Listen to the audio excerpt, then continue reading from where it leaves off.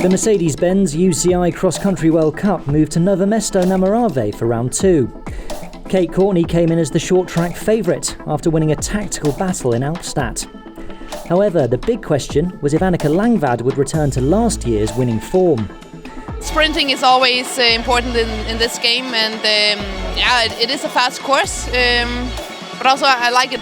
Off the gate, it was Anna Tauber from the Netherlands who took the lead, but by lap 3, Germany's Nadine Rieder was putting in the hard work at the front. Kate Courtney wasn't far off, but there was no sign of Langvad, who was stuck back in the pack. Langvad getting bulked there on the barriers on the inside. There she is in the red and white. Elisabeth Brandau made her mark on the short track race yet again, attacking at lap 6, but she soon paid for her efforts. Brandau dropping back now. With 3 laps to go, America's Chloe Woodruff rode away with a sizeable gap to the peloton. For the final lap, the 31-year-old had an incredible 20-second lead. That's a huge gap she's got now. She is riding away with this one. What a brave ride. We saw a USA win last week. Are we going to see another one today? But the fight for second place was still on. Fellow American and World Cup leader Kate Courtney pushed hard on the long climb and resisted the attack from her greatest threat. And no one had an answer for Chloe Woodruff. Chloe Woodruff is going to take her first short track win here tonight. This is pretty big. It means a lot. Definitely inspired by Kate last weekend. Ton of support from home.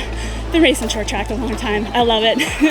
In the last metres, Annie Last overtook Jolanda Neff to take second in a photo finish. Woodruff was delighted about her first short track World Cup win. Kate Courtney finished in 4th, followed by Pauline Ferrand-Prévot. 7 nations completed the top 10. In the overall World Cup standing, Chloe Woodruff moved from 4th to 3rd, while Courtney kept the number 1 spot.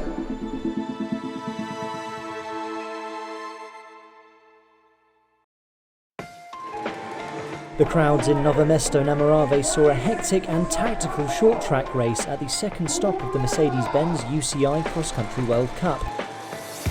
Dutchman Mathieu van der Poel was yet again the man to beat after taking the first short track win of the season in Germany in spectacular style. Reigning World Cup winner Nino Schurter looked determined to reclaim vital World Cup points. After a false start, the field sprinted away, but it wasn't long before Belgian Jens Suurmans dropped out with a chain problem. Swiss Mathias Stirneman led after lap 1, with Henrique Avancini and Anton close behind. There was further drama when André Frischknecht misjudged his jump and almost took out his teammate Schurter.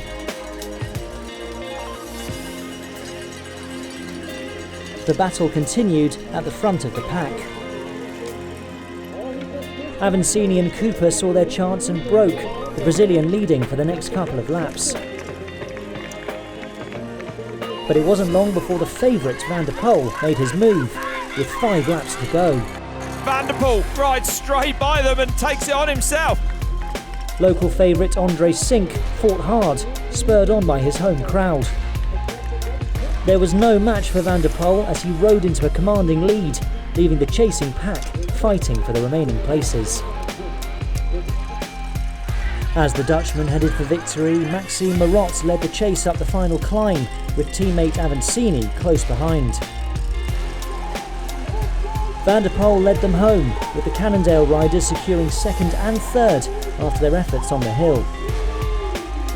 Last year was a really nervous race, especially with the U-turn here at the end of a long straight, so I didn't really want that, so I started attacking, and it was really painful also for myself, but eventually I got a little gap and then just had to go full gas to defend it.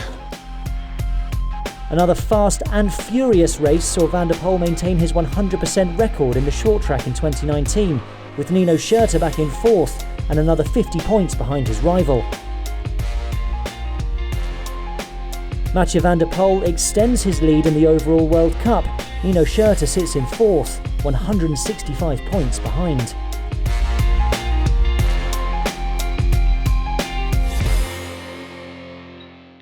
Hey, this is Kate Courtney. Thanks for watching Red Bull Bike. For more awesome videos, make sure to subscribe.